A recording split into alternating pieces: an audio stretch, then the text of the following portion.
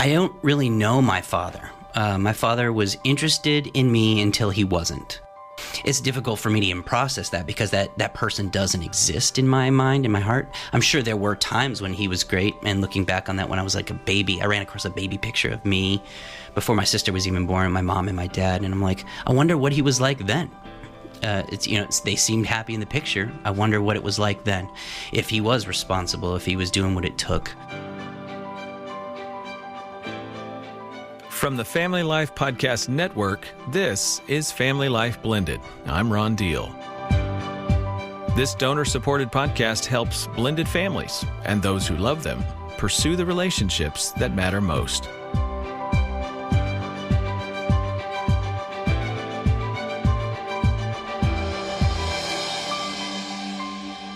I'm so glad you've joined us in this journey. Welcome to episode number 63 and our latest edition of Growing Up in a Blender. Now, if you're new to this podcast, you might be asking yourself right now, what in the world does he mean by growing up in a blender? Well, at Family Life Blended, we believe that parents and step-parents can learn a lot about their own children by listening to others walk through their blended family childhood and talk about it and tell stories related to their experience in their family. So from time to time, we interview someone who now, as an adult, has an adult perspective about their stepfamily story. If you look back through our podcasts, you'll find a number of episodes entitled Growing Up in a Blender. If you like this episode, you might go back and listen to some of those as well. Now, before we jump in, if you haven't heard, we are gearing up for our annual summit on stepfamily ministry. This is the premier equipping event for pastors, lay leaders, and couples wanting to help other blended family couples. I would love to meet you there. Visit summitonstepfamilies.com for all the information you need. Summitonstepfamilies.com. Okay, this Growing Up in a Blender conversation is with Shelby Abbott. He is an author, campus minister, and conference speaker on staff with Family Life. His passion for university students has led him to speak at college campuses all over the U.S. He's the author of a number of books, including Pressure Points, Doubtless, and his latest, which is about cohabitation, called What's the Point? He and his wife, Rachel, have 2 daughters and live in Pennsylvania. Here's my conversation with Shelby Abbott.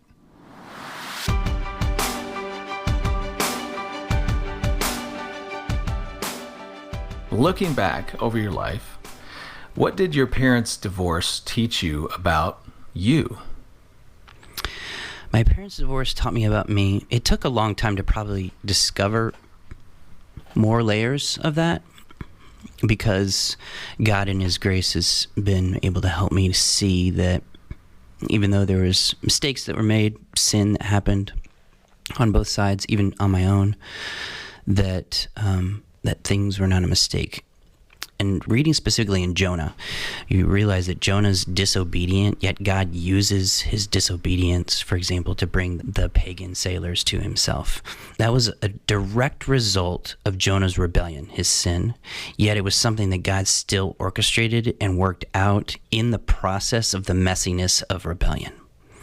So that's been a little bit of a picture of how I've been able to learn and understand who I am in light of the mistakes that were made from the past, both by my father, my mom, both my step-parents, myself, my siblings, and things like that. And so the divorce and the subsequent remarriage that happened shaped who I am in a number of different ways. And I found that out even more recently, too, through counseling, of just realizing that I told my wife, I was like, it started with like a lot of just anger when I was in my car. I was road raging and people would cut me off, or people wouldn't use their blinker, or they'd cut in or whatever, and I'd be so mad. I was asking my wife, Rachel, why do you think I get so mad in the car? And she goes, I don't know. And that started to manifest itself in other different ways. And so I went to a counselor eventually and just said, I'm just angry. And it's really coming out in my car a lot. And he was able to like link some stuff over time to help me discover that the divorce that happened when I was 3.5, I believe, was when my folks got divorced. And then my mom remarried my stepdad, who I call my dad, when I was 6.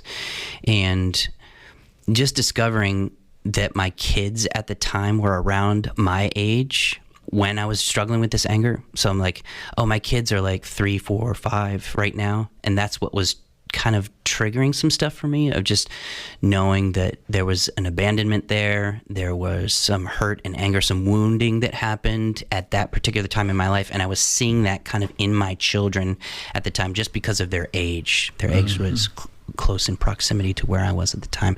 Yeah, I got to imagine that you as a dad wanted to protect your children, seeing them at that age, seeing them as vulnerable as they are at that age, and then going, that was me. Who was looking after me? Exactly. And that's what the counselor was able to help draw out of me and help me to see. So there's all these personality tests that people do. I'm a Myers, on my Myers-Briggs, I'm a whatever, ESTJ. But Enneagram's gotten more popular, and for better or worse, whatever that is, one of the things about my Enneagram personality is I'm an 8, and therefore I'm a protector, and I will confront people as well, because in the spirit of protection, which usually, according to the tests, kind of link back to childhood trauma. And I discovered that over time, that I'm very fiercely protective of my kids. And I think you're exactly right, seeing them in this moment, wanting to protect them, and knowing the injury that did happen to me as a result of my parents getting divorced and subsequent, popping around. My mom had custody of me and my sister. We would have summer visitation with my dad, with my father. And so that caused like a number of different key issues in my life that shaped me into who I am today. Of course, again, that didn't come out until I was in my late 30s, early 40s, where I discovered, this anger that's been here, it's been here for a long time, as a result, going back all the way to when I was 3, 4 years old. Right. You only saw the vulnerability of yourself when you were finally looking at your own children. Mm-hmm. And so I'm connecting a couple of the things that I've heard you say. One of them was, what did the divorce teach you about you? You gave me the God is sovereign, and he was working behind the scenes. He's involved in so many things in my life, and I can rest in that. I think that's what I heard you say. Mm-hmm. And yet I also heard you say, but before I've kind of grown into that understanding, I found myself angry, found myself reacting to circumstances where I saw my own vulnerability in my own children, and was just angry over the selfishness of my parents and how things came down. And by the way, maybe that's a piece of the road rage thing, people being selfish or inconsiderate. That just activates that part of you that says, oh, there's an injustice here, and it just brought out that anger in you that had carried for a really long time. So I'm so glad to hear you say, and I believe it's true, the right understanding of God helps us cope with things that have happened to us in our life. On our journey to getting that right understanding of God, we often feel lost and confused and don't know how to cope with some of the things that have happened to us. So am I capturing that journey for you? Yeah, I'd say that's pretty accurate.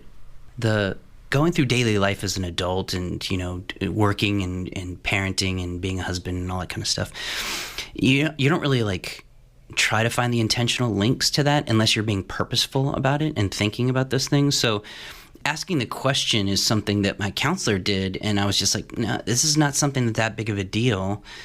It's not affecting my day-to-day life, yet the programs that are running in the background consistently are shaping the narrative of how I think, how I process things, how I react to other people, how suffering forces me to cope in certain ways.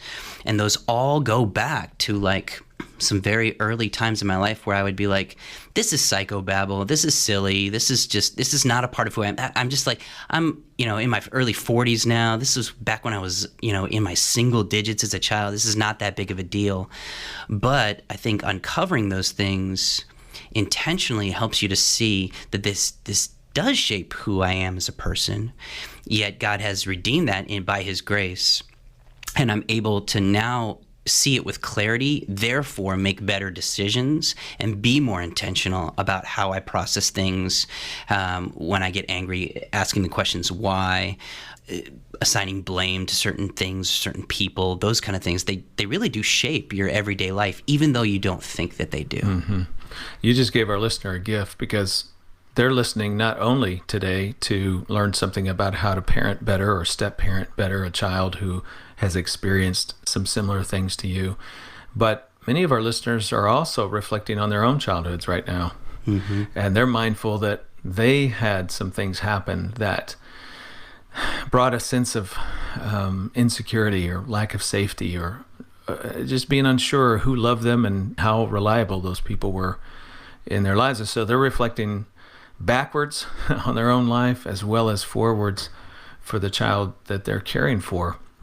So let me just kind of come full circle. Knowing that eventually you do get to a better understanding of what happened to you as a kid, what did you learn about you? Like, if you could, jump inside that 3, 4, 5-year-old. And I know that's really difficult, but in those early seasons after the breakup, where did that leave you? What was the impact on you? How did you cope with it? I have a sister who's younger, 2 years younger, and so I wasn't going it alone, so that was good. I felt like I had someone who was a bit of a comrade in that whole season of life. And so I think mostly what it had to do with was the confusion of who do I belong to? Because my mom did have full custody of us, we were with her throughout the regular school year, and then we would go visit our father during the summers. And that was usually filled with fun because it was vacation, but not a lot of depth per se. And so I think there was just confusion about, like, well, it's more fun to be with Dad, but I think I know the right thing is to probably be with Mom because there's a little bit more reality there and maturity. That being said, my father did get remarried eventually too. So a lot of my memories have to do with my blended family with my mom and my stepdad, and then my blended family with my dad and my stepmom. And so there were two blended families that I was popping back and forth between. In the school year, I was with my mom, and then during the summers, I was with my dad. And that there's constant change. A friend of mine has on her email signature, "Constant change is here to stay," and that's one of those things that's just it kind of defined my life. So, in addition to all of that, my dad, was in the Air Force, and so we started moving almost immediately as soon as my mom got remarried. Being in the military is almost the definition of constant change, right? Totally, yeah. All the time. As soon as you get used to stuff, you're ripped up by the roots and you're planted somewhere else. And you don't have a choice. They tell you what you're doing. And the kids are often the ones who suffer the most, I think, through that, because you make friends and then you lose friends, and then you make friends and you lose friends, and then you start to learn, if I make too good of friends here, it's going to even hurt more on the tail end of this. You get a little more calloused. Kind of hold back a little more bit. Cautious. Yeah. Yep. Now, of course, there's good that has come out of that as well, because I used to be very, very inflexible, very unwilling to change, very shy, and introverted's not bad, but I was just afraid to connect with people and take steps of faith and be risky about stuff. And military lifestyle forces you to do the opposite. And in many ways, God redeemed that and made me into who I am today. So I look back on that. I wouldn't want to do it over again, but at the same time, I'm thankful for it, the way it happened. So I think there was a process of shaping and refining and molding as a kid. And the divorce, the breakup in general, caused a lot of confusion in me as a young person, and in my sister as well. And then for a season as well, my stepdad, he brought his two kids into our family as well, who were both older. My stepbrother John was about 6 months older than me, and my stepsister Melissa, I think, is 4 years older than me. She was with us for about a year or two, I think, and then she went back to go live with her mom. And my stepbrother was with us for not much longer after that, and then he went to go live with his mom. So it was a a season of having step siblings and then them leaving as well.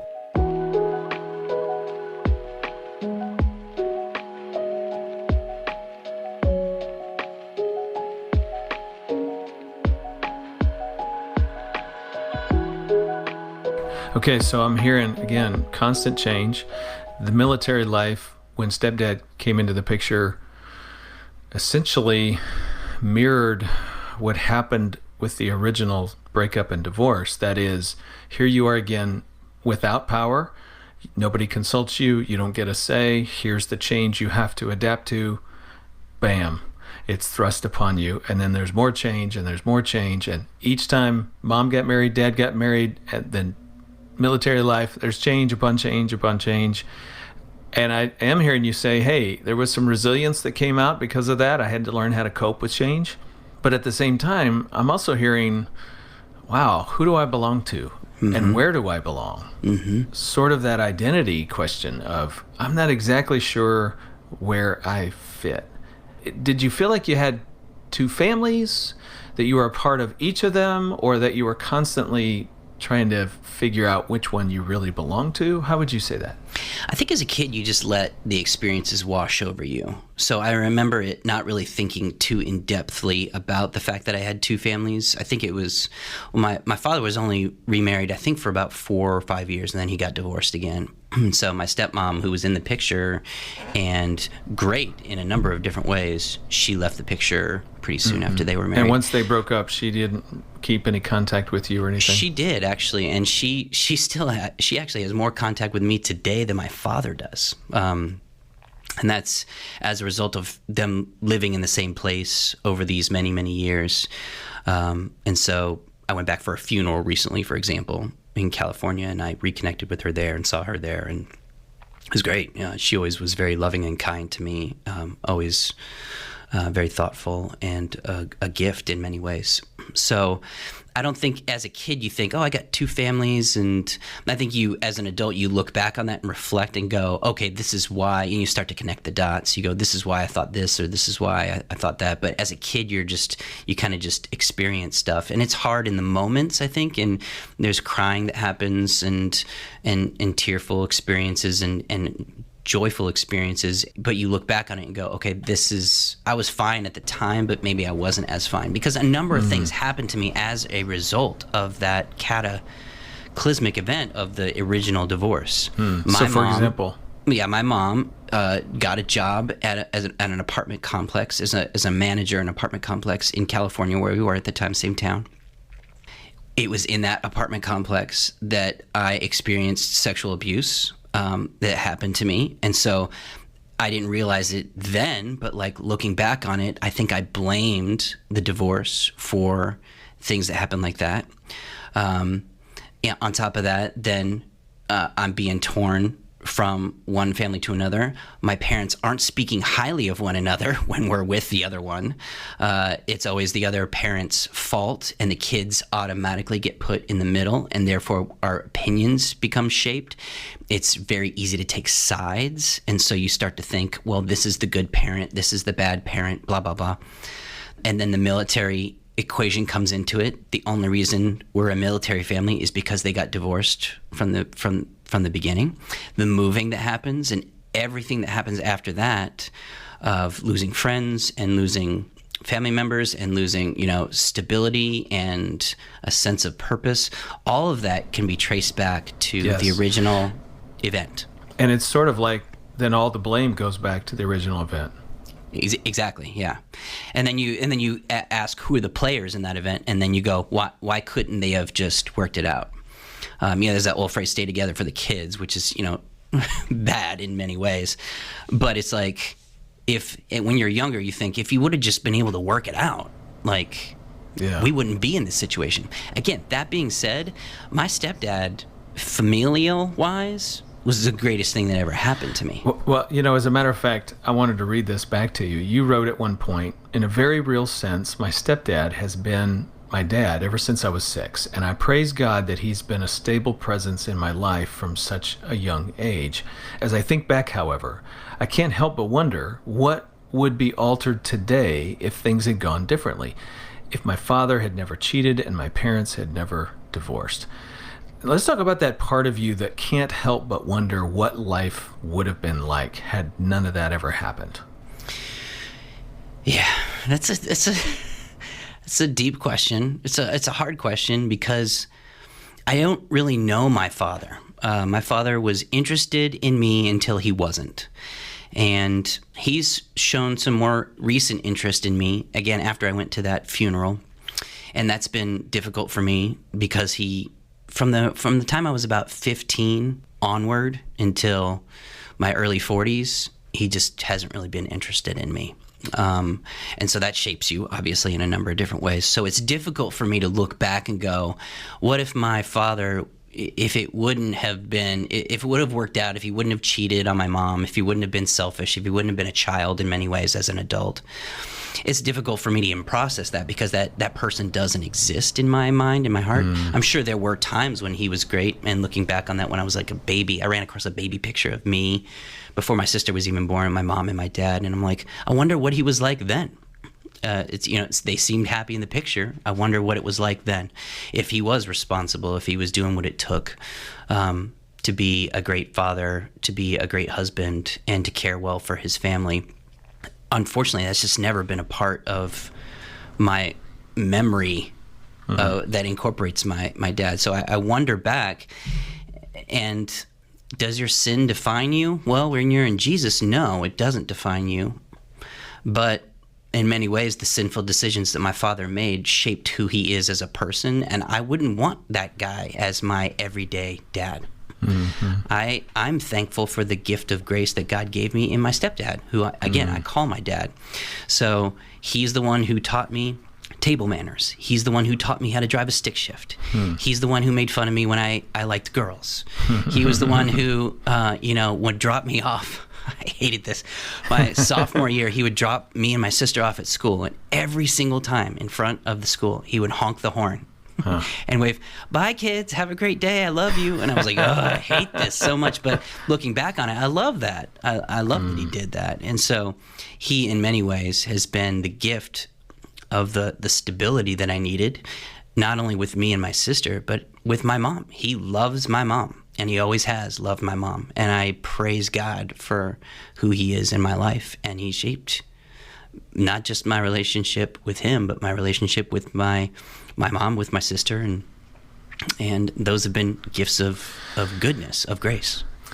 Yes, absolutely. It seems to me we should ask the same question I started with when I asked, what did your parents' divorce teach you about you in terms of your identity and your belonging and, how much you mattered to people?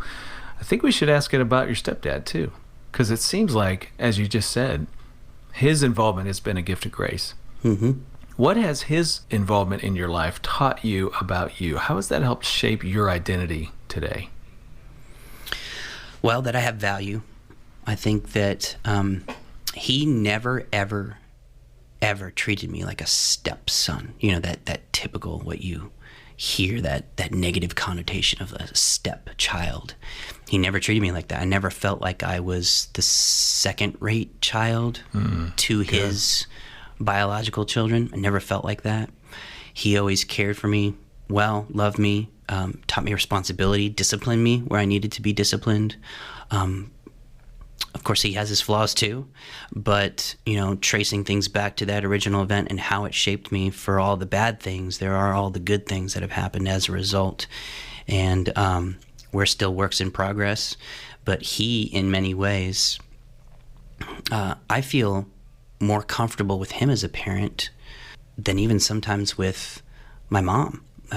He's a lot more of an easygoing personality, and he's easy to talk to. Granted, we have some of the similar interests, and maybe that's as a direct result of him. I have a deep respect for the military. I have a deep respect for a hierarchy of authority because of who I saw him to be. He's a very, very hard worker. He graduated from high school and enlisted in the military, in the Air Force, made enough money to be able to pay for his own college, went to college, graduated in 2.5 years, and then went back in as an officer and retired as a full colonel. which he was offered at the time of retirement to become a brigadier general, and he just wanted to get out. And so he works very, very hard. He's not lazy at all. And I learned my work ethic from him in a lot of ways. I learned, like I said, respect for authority. He's helped me to appreciate even fun things like the NFL a lot more, because he's way more into the NFL than I am. I'm into the NFL, but he's really into it. And so I love talking football with him. He taught me how to golf when I was real young, when I was like 12. Sounds like he's just really been a big influence in your life. He's been a huge influence in my life. And in many ways, I don't consider him anything other than my dad. He's not my stepdad. I've never called him my stepdad. I never called him Dave by his first name. He was always dad to me. Sometimes within a sibling group, one child just bonds a little bit easier with a step-parent for a host of reasons. I'm curious, is your journey similar to your sister's or a little bit different? It's interesting. My sisters made a lot of different choices than me.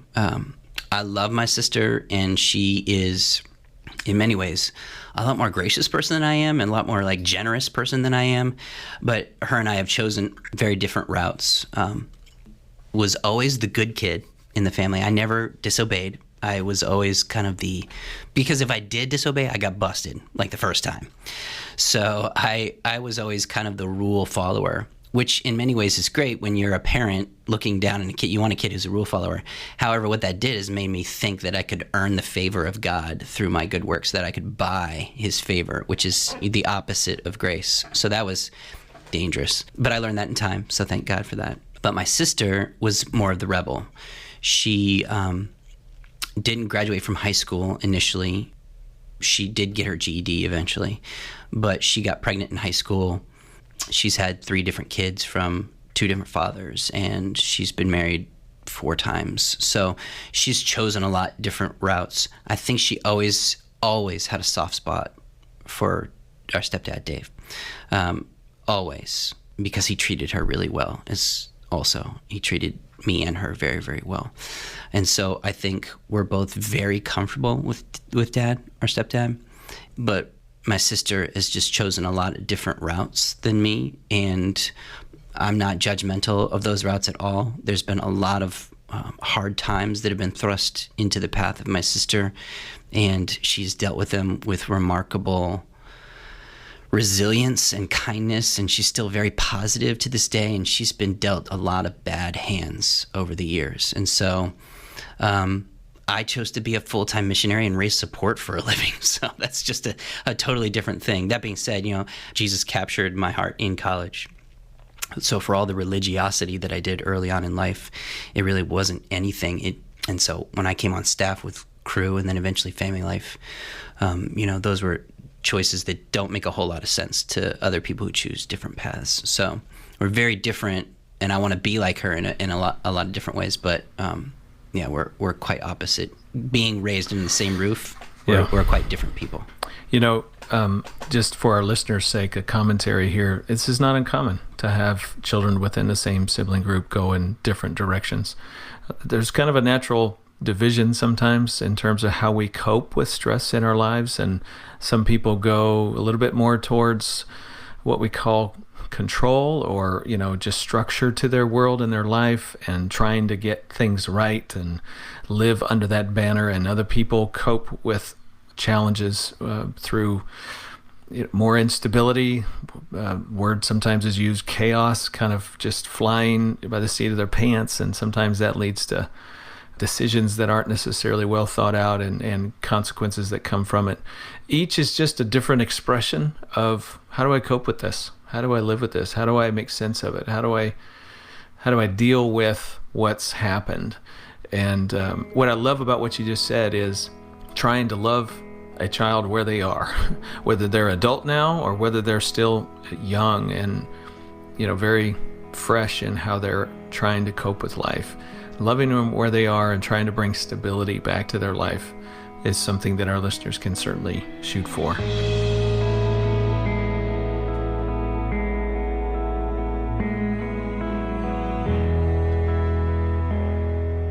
Okay, I want to go back to the beginning a little bit now, since we kind of skipped to the end.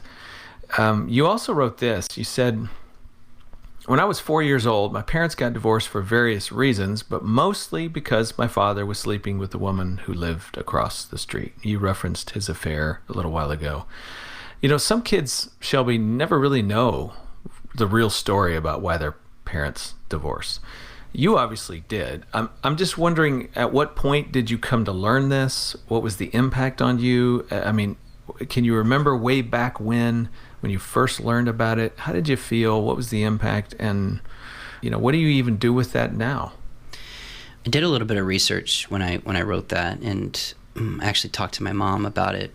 And she, to her credit, was like, it wasn't all his. That was the catalyst. She ended up having a bit of an emotional affair with a pastor at the time because he was caring for her in her hurt because of my father's infidelity.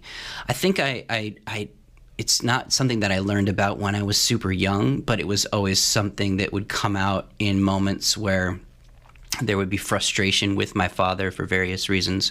And the main way was my mom would talk about him and the stuff that he had done in the past and why things had ended the way that they did, because he was sleeping with blah, blah, blah across the street. And that being said, I always felt like maybe my father deserved some of the punishment that he was getting as a result of me kind of not wanting to have much to do with him.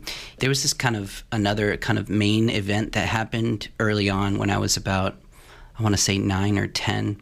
We lived in Guam at the time.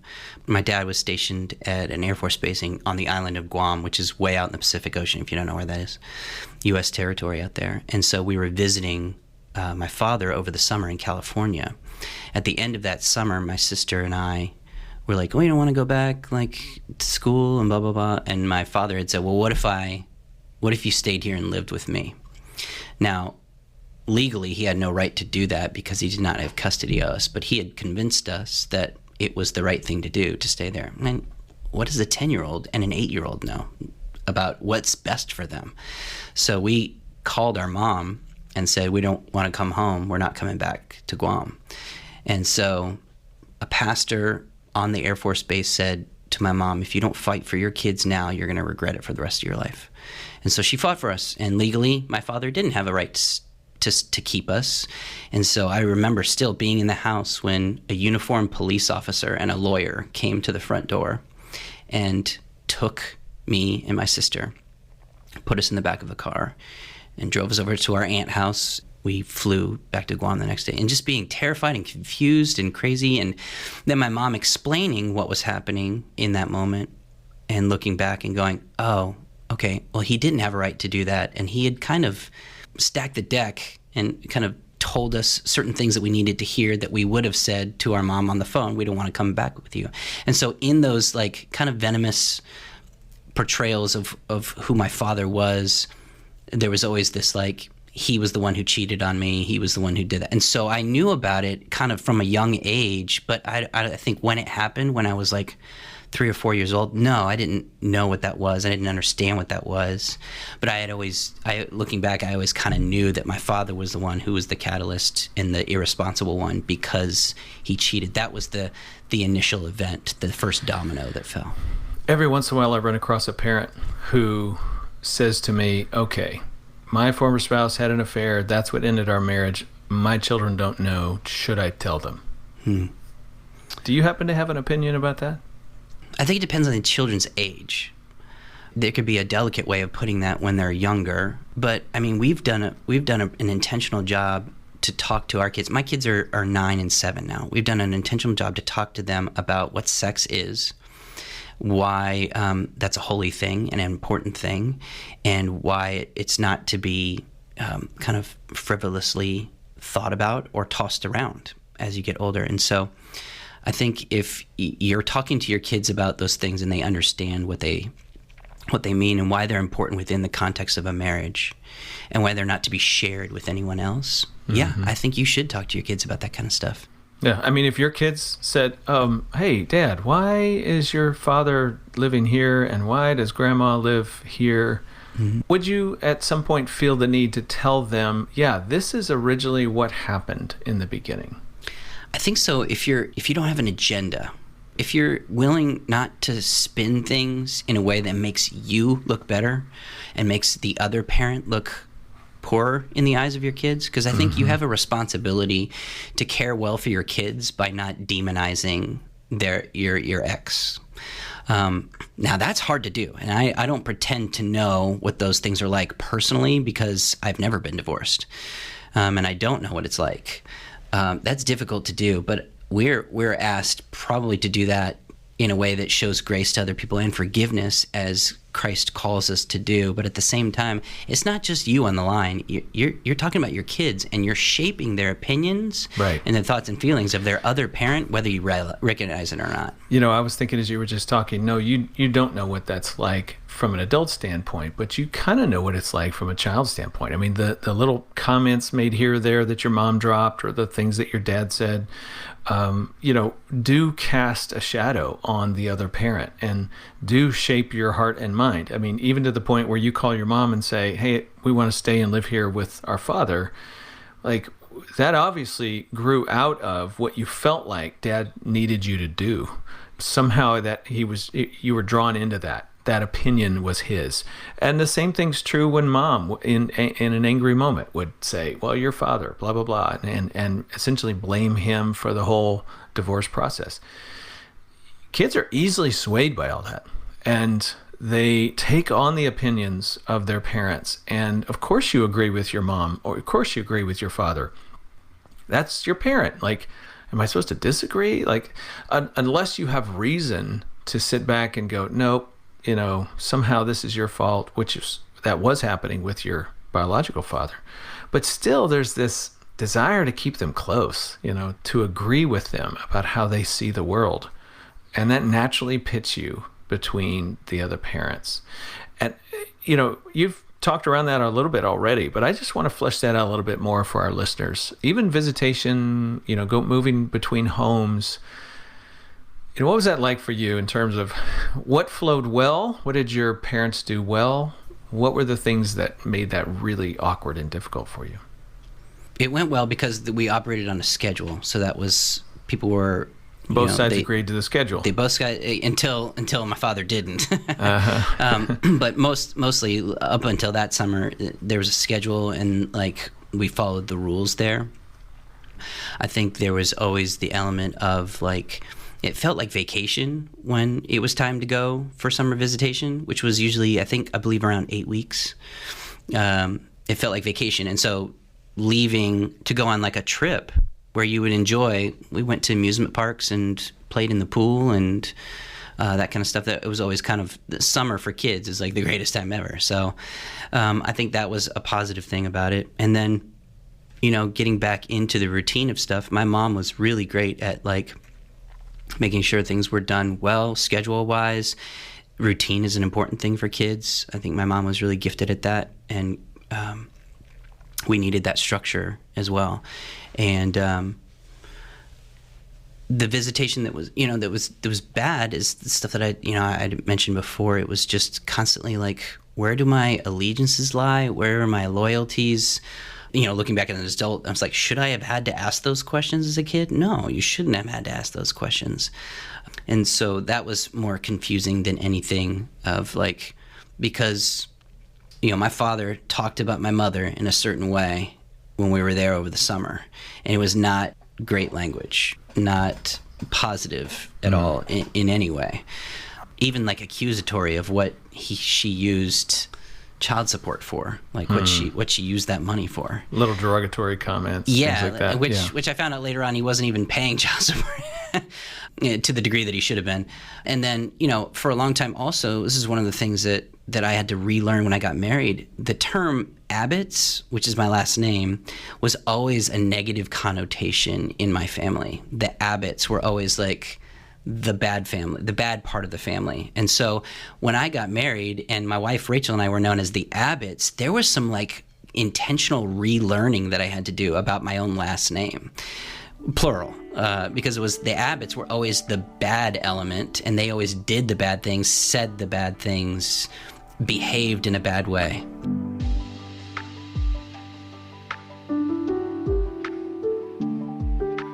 This is such an important story, because we tell our listeners on this podcast on a regular basis, when you say something negative about your child's other parent, you are in effect saying that to the child, because they know they are 50% that other Product parent of that, yeah. And this, literally puts it into the last name. You're an Abbott, and we all know that's a bad thing. And so now you as an adult have to unlearn that, rethink that. Again, it speaks to identity. Mm-hmm. But that is a part of me. That is my last name. That is who I am. And yet I don't want to be associated with that. So how did you justify or rectify that in your own mind? Part of it was there's not a godly legacy that was left by the Abbott family, no matter how much lip service they would pay to that. And so part of me was like, I want to redeem the Abbott family name and make it a godly home, make it a godly family. I want people, when they hear the Abbotts, to think godliness. So there was like an excitement with that and a wanting to like bring renewal and a great opportunity for me, my wife, and my kids. And I have 2 daughters, and so the Abbott family name is not going to be passed on, because my sister actually only has daughters as well, so it's not going to be passed on. But I'm not huge into that. We got to have a son to pass on the family name. I get why people value that. I'm not one of those people, and so I wanted to create a godly legacy with the Abbotts. That being said, there was significant relearning, some sting that came with like hearing the Abbotts and wanting to change those things and not feeling capable of doing so because I felt labeled as such, being a little bit embarrassed about my family name. Man, there's so much of this. I'm just sitting here thinking about somewhere around then you find a relationship with the Messiah who is all about redeeming our past narratives and saying, no, wrap that into my narrative. You are now Shelby Abbott, a child of God. That had to be so powerful in your journey. Yeah, it did. And part of it was like really recognizing that the gospel is not something that I fold into my story. The gospel is something where I fold myself into its story, his story. It's about his greater story, and that gives you automatically a meta-narrative, a larger narrative to say, oh, this is I'm a part of this now. This is not just something that I add on to my life to make me feel better. You start to reshuffle the categories and then look at your life and say, yeah, Abbott meant something bad in the past but now it's like it's been redeemed because of Jesus, and oh, I'm a part of his story now. So it's not about trying to redeem my name per se. It's about adding my name to the greater plan of the gospel, and then just being thankful for the grace that God has given me. Because if it wasn't for his grace, I would have no redeemable qualities at all. So yeah, it was kind of a reorienting of my priorities. Let's turn the corner just a little bit, but not much. You've written a number of things, articles, books. One book you wrote is called Doubt, or is about doubt. Yeah. Tell us the title, and in a nutshell, what's the premise of that book? And then I'm going to ask you something about it. It's called Doubtless, like as one word, doubtless, because faith is hard. And so it's really about wrestling with doubt in a healthy way, as opposed to shunning doubt in your life or equating doubt to unbelief immediately in your life. Welcoming doubt, wrestling with it well, and then allowing it to grow your faith as opposed to push you away from faith. Let's talk to a parent or step-parent right now who's mindful of developing faith in their kids, and they're really being intentional about it. And we all know and believe here at FamilyLife, you obviously do as well, that family is a big part of faith development in children and how faith gets passed one generation to the next. And yet, let's think about blended families and the complexity of that, and different households and different values being lived out between those households. I'm just curious what reflections you would have as it relates to faith development on behalf of others. It didn't sound like your journey in faith really started until you were into college, but looking back, what kinds of things would you suggest to a parent, and what things should they be mindful of? I think that in many ways, the environment that you create in the home, you said this earlier, helps shape the minds and thoughts and belief system of our kids, for better or for worse. And so one of the most important things that I believe I said to my oldest daughter recently was like, her name's Quinn. I said, Quinn, you are not a Christian because you're in our family. That's has nothing to do with that per se. You're like, our family is a Christian family, but you're not a Christian because of that. You have to make that decision about whether or not it's personal to you. You don't adopt mommy and daddy's faith. I don't think I use the word adopt, but you don't like grasp onto our faith and call yourself a Christian because that's what mommy and daddy believes. You do it because it's your decision. And I think that we get so used to like, well, this is the way that we do things in our family. These are the decisions that we make. This is who we are. And that can lead into great things, but it can also lead into dangerous things. And so instilling a sense of ownership of your own faith as a child is something really, really important that needs to be done to help a child see that they're not a Christian because they're a part of a Christian family, or they go to church and are part of a Christian church. So that's like really super important that I've tried to instill in my kids. Also, that one of the things that I point out in the book is that Jesus talks about a childlike faith, and most people equate that to be a dumbed down faith or a watered down faith. And while I think there's a naivete that children have that he's referring to there, I also didn't have kids for a long, long time. And then I had kids, and they started to grow up, and they started to ask questions. They ask questions about everything all the time.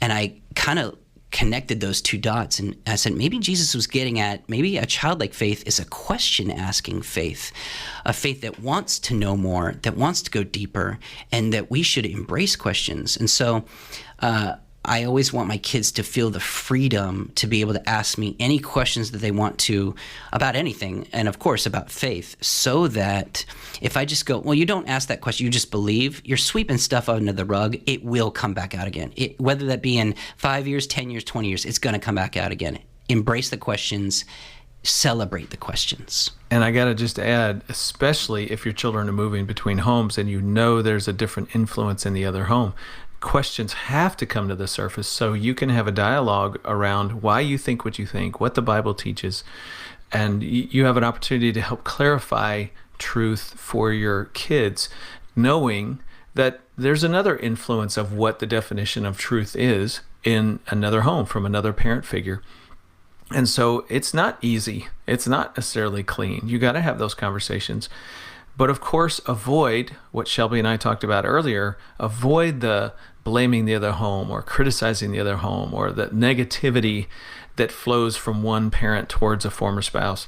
That doesn't help you gain influence with your kids as it relates to God's truth. That actually negates the things you're trying to say and teach your kids. And in reality, it shapes your kid's opinion of you because there's many times when I realized that both of my parents were very bitter people. And that shapes so as much as you might be trying to throw shade at the other spouse, your ex, you're really doing that to yourself as well. You're heaping it upon yourself in the eyes of your kids, even though you might not intentionally be doing that, because you might be painting a picture where you're the good one and they're the bad one. Yeah. But in reality, kids can see through that stuff. They can eventually go, Mom is just an angry person. They're just a bitter person. And that's what lingers about you, and you don't want that. Yeah. Okay, Shelby, you're in ministry full-time, thinking about it, writing about it, talking about it. Let's talk to a lay leader who's listening right now, a Sunday school teacher, maybe a senior pastor, maybe a children's ministry leader, or somebody in women's ministry. What do you want them to know about growing up blended?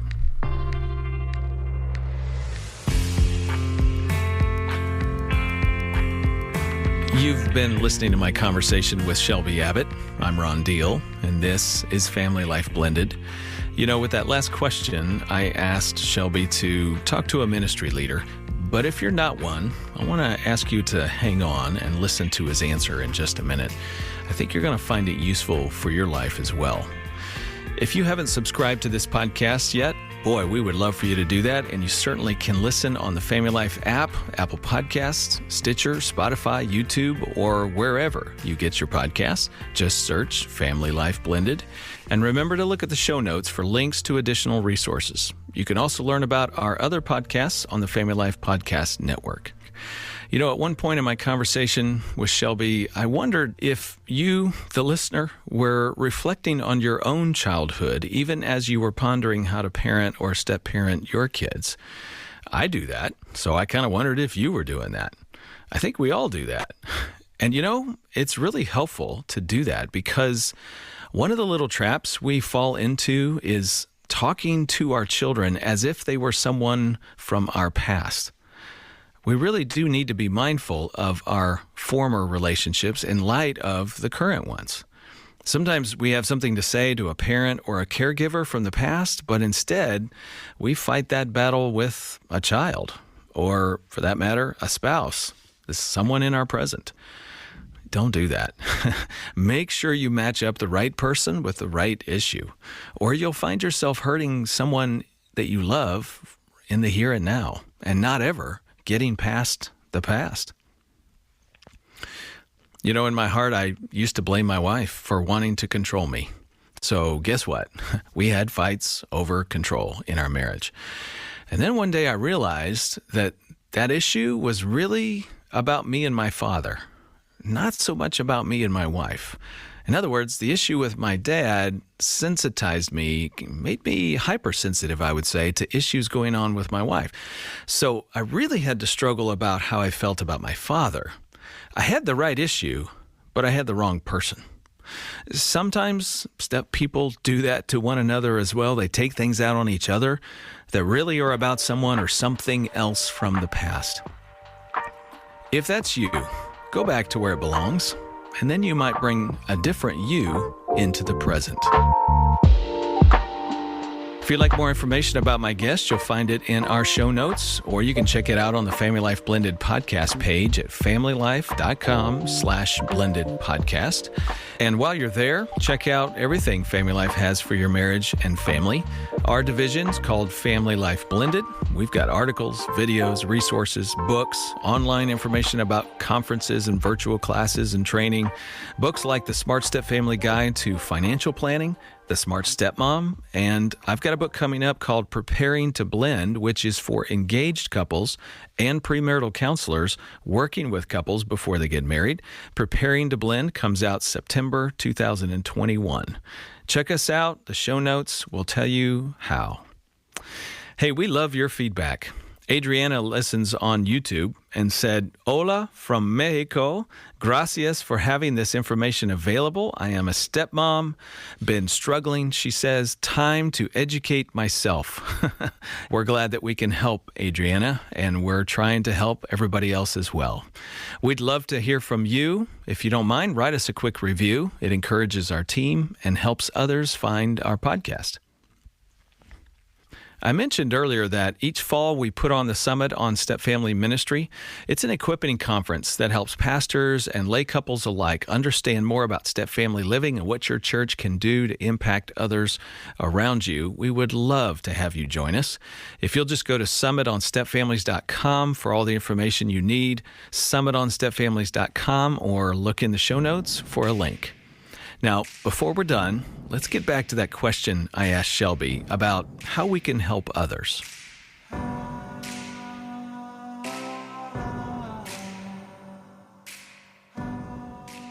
The sovereign hand of God is involved in every part of our lives. God is very much up in our business. He is not absent or far away, kind of observing from the heavens. And therefore, his intentionality of being involved in the messiness of our lives is something that we should recognize and say, there's going to be messiness in the people that you work with. Ministry in general is messy. You're dealing with messy people. And when you add the complexity of blended families onto that, you can think, well, if only it would have been this way. Well, it's not that way. And by the way, there's a verse in Proverbs that talks about how the dice is thrown, but it's every decision is from the Lord. I think it's 16:33. The dice are thrown, but it's every decision is from the Lord. What does that tell us? There are no areas of life where God is not involved, where he's in control of everything. And even when things seem chaotic or out of control, God is good and he's in control and he loves us. If he wasn't good and he didn't love us, that would be terrifying of him being in control. But he is in control and he's good and he loves us. So that can help me to rest on the truth that while I find myself in a very difficult situation that sin is wrapped up in that poor decision making has happened on my part and on my ex's part and my kid's part, my stepkid's part, all of that stuff, God is still very much involved with that and working to redeem those things. And it's his sovereign hand that has guided me into the situation where I'm at now. So it's easy to think to look at yourself as a stepkid and go, this is second class. This is not what was supposed to be. And while there's an element of truth in that, don't ever think that God's not involved in that process, that his sovereign hand has led you to the moment for a time such as this, to be able to embrace the truth about who you are. And often I found, at least with me, I mentioned, we've mentioned divorce, I mentioned sexual abuse earlier, I've mentioned, I didn't mention this to you, but I've been a chronic pain patient for over 10 years. I look at those things initially as like the bad things that shouldn't have happened, yet those are often, and most poignantly, the times where I'm able to look at and go, this is where God wants to work in my life. So you can look at the fact that you're divorced or you're a blended family and go, this is a stain on my history. That's often, and you're living proof of that, Ron, of like where God wants to work in the areas that we might look at and go, I feel shame here, but that's also a trophy of God's grace and his sovereignty and his wisdom and stuff. So it's not a mistake that my stepdad is my stepdad. It's not a mistake that my father is my father or my mom is my mom or I had step siblings or whatever. It's not a mistake. It's to embrace the fact and open your eyes to the fact that God is working in those moments and he can use those hard things to bring out often his glory in the most intentional, magnifying ways, because it's about his goodness and grace. It's not about us.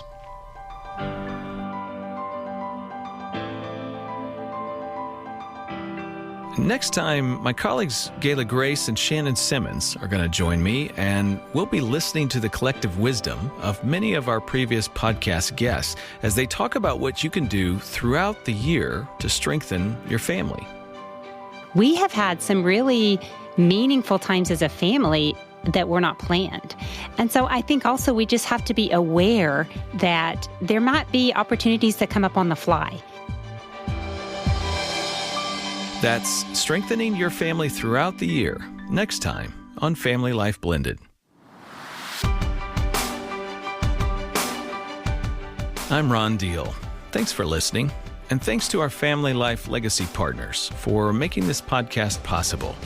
You can help us produce this podcast and other resources by making a tax-deductible donation specifically for Family Life Blended by going to familylife.com/blendedpodcast and clicking the donate button. Or you can just look for a link in the show notes. Our chief audio engineer is Keith Lynch. Bruce Goff, our producer. Our mastering engineer is Justin Adams. Project coordinator, Ann Encaro. And theme music provided by Braden Deal.